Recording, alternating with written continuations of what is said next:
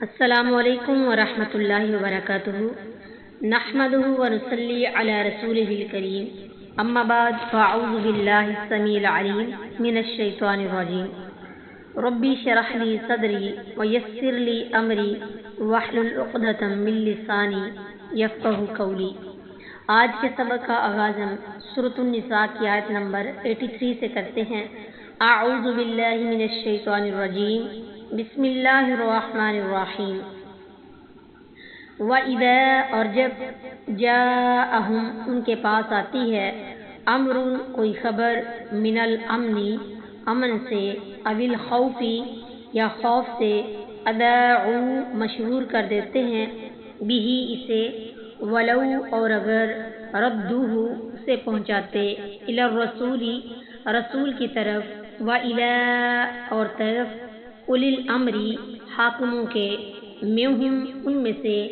لعلمہ الذین تو اس کو جان لیتے ہیں جو لوگ یستنبطونہ تحقیق کر لیا کرتے ہیں منہم ان سے ولولا اور اگر نہ فضل اللہ فضل ہوتا اللہ تعالیٰ کا علیکم تم پر ورحمتہ اور اس کی رحمت لاتبعتم الشیطان تم پیچھے لگ جاتے شیطان کے الا سوائے قلیلا چند ایک۔ اور جب ان کے پاس امن یا خوف کا کوئی معاملہ آتا ہے اسے مشہور کر دیتے ہیں، اور اگر وہ اسے رسول کی طرف اور اپنے حکم دینے والوں کی طرف لوٹاتے تو وہ لوگ اسے ضرور جان لیتے جو ان میں سے اس کا اصل مطلب نکالتے ہیں۔ اور اگر تم پر اللہ کا فضل اور اس کی رحمت نہ ہوتی تو بہت تھوڑے لوگوں کے سوا تم سب شیطان کے پیچھے لگ جاتے۔ وَإِذَا جَاءَهُمْ أَمْرٌ مِّنَ الْأَمْنِ أَوِ الْخَوْفِ امن کی خبر یہ کہ مسلمانوں کو فتح ہوئی یا دشمن کا لشکر واپس چلا گیا جس سے مسلمان بے فکر ہو کر تیاری کم کر دیں وغیرہ، اور خوف کی خبر یہ کہ فلاں مقام پر مسلمانوں کو شکست ہوئی یا دشمن بہت بڑی تعداد میں حملہ آور ہونے والا ہے جس سے مسلمانوں میں خوف و ہراس پھیلے۔ رسول اللہ صلی اللہ علیہ وسلم مسلمانوں کے مختلف سرایا یعنی جنگی دستے لڑائی کے لیے بھیجتے رہتے تھے، اس لیے اس قسم کی افواہیں مدینہ میں اکثر پہنچتی رہتی تھیں، لیکن منافقین اور بے احتیاط قسم کے مسلمان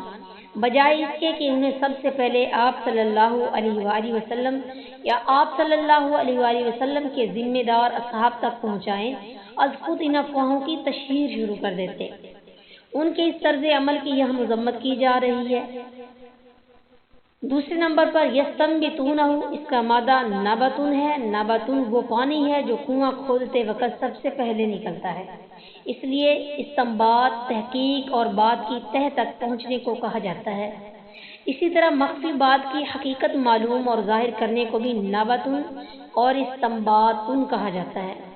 کان کی گہرائی سے کوئی معدن نکالنے کو بھی استنباطن کہتے ہیں۔ لعلمہ الذین یستنبطونہ منہم مسلمانوں سے کہا جا رہا ہے کہ اگر امن یا خوف کی وہ خبر بلا تحقیق پھیلانے کے بجائے اللہ کے رسول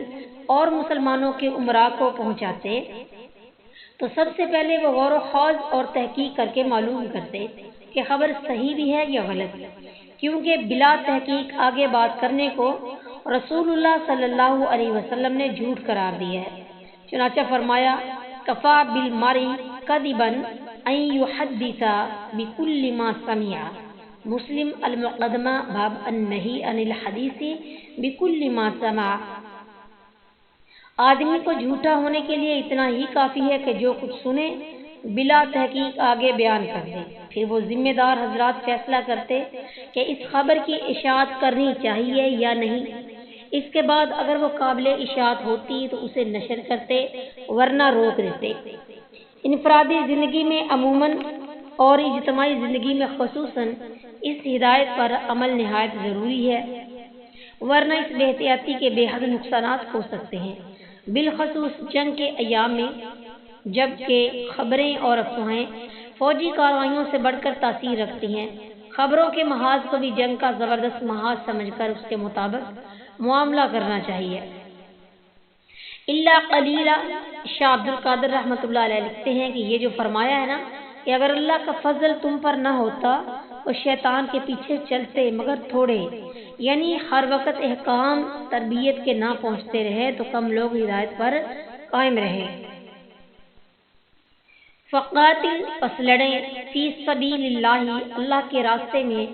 لا تکلف مکلف نہیں ہے، الا مگر نفس کا اپنی ذات پر، وحرد المؤمنین اور آمادہ کرے مومنوں کو، عسى اللہ قریب ہے کہ اللہ تعالیٰ، ان یکفا کہ روک دے، بأس الذین جنگ ان لوگوں کی، کفروا جنہوں نے کفر کیا، واللہ اور اللہ تعالیٰ، اشد سخت ترین ہے،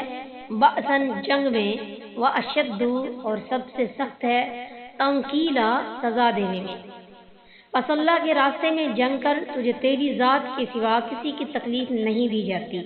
اور ایمان والوں کو رغبت دلائیے، اللہ قریب ہے کہ ان لوگوں کی لڑائی روک دے جنہوں نے کفر کیا، اور اللہ بہت سخت لڑائی والا اور بہت سخت سزا دینے والا ہے۔ فقاتل فی سبیل اللہ لا تکلف الا نفسک،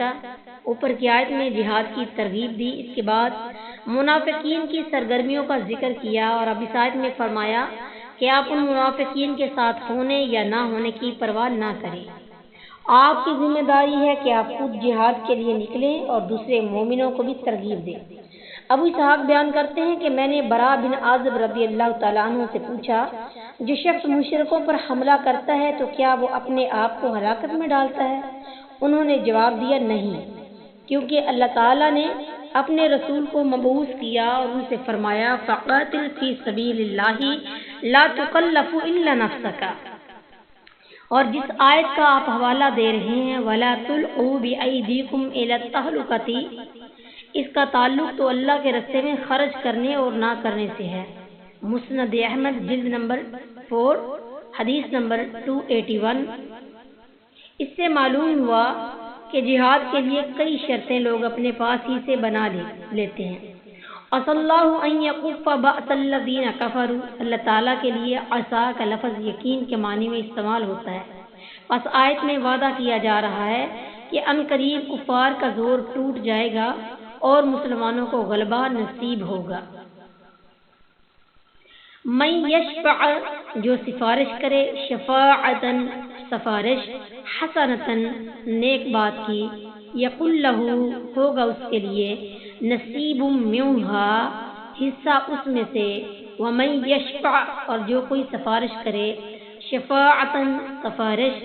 سیئتن یقل لہ بری بات تو ہوگا اس کے لیے، کفل ایک بوجھ، منہا اس سے، وکان اللہ اور ہے اللہ تعالیٰ، علی کل شیء ہر ایک چیز پر، مقیتا قدرت رکھنے والا۔ جو کوئی سفارش کرے گا اچھی سفارش، اس کے لیے اس میں سے ایک حصہ ہوگا، اور جو کوئی سفارش کرے گا بری سفارش، اس کے لیے اس میں سے ایک بوجھ ہوگا، اور اللہ ہمیشہ ہر چیز پر نگہبان ہے۔ من یشفع شفاعتا حسنہ، اوپر کی آیت میں رسول اللہ صلی اللہ علیہ وسلم کو حکم دیا کہ مومنوں کو جہاد کی ترغیب دو، جو اعمال حسنہ میں سے ہے۔ یہاں بتایا کہ آپ صلی اللہ علیہ وسلم کو اس پر اجر عظیم ملے گا، بس یہاں شفاعت حسنہ سے ترغیب جہاد مراد ہے، اور شفاعت سیئہ سے مراد اسکار خیر سے روکنا ہے۔ نبی کریم صلی اللہ علیہ وسلم نے فرمایا، تم سفارش کرو تمہیں اجر دیا جائے گا، اور اللہ تعالیٰ اپنے نبی کی زبان پر جو چاہے گا فیصلہ فرمائے گا۔ بخاری الزکوٰۃ باب التحریض علی الصدقہ حدیث نمبر 1432 عن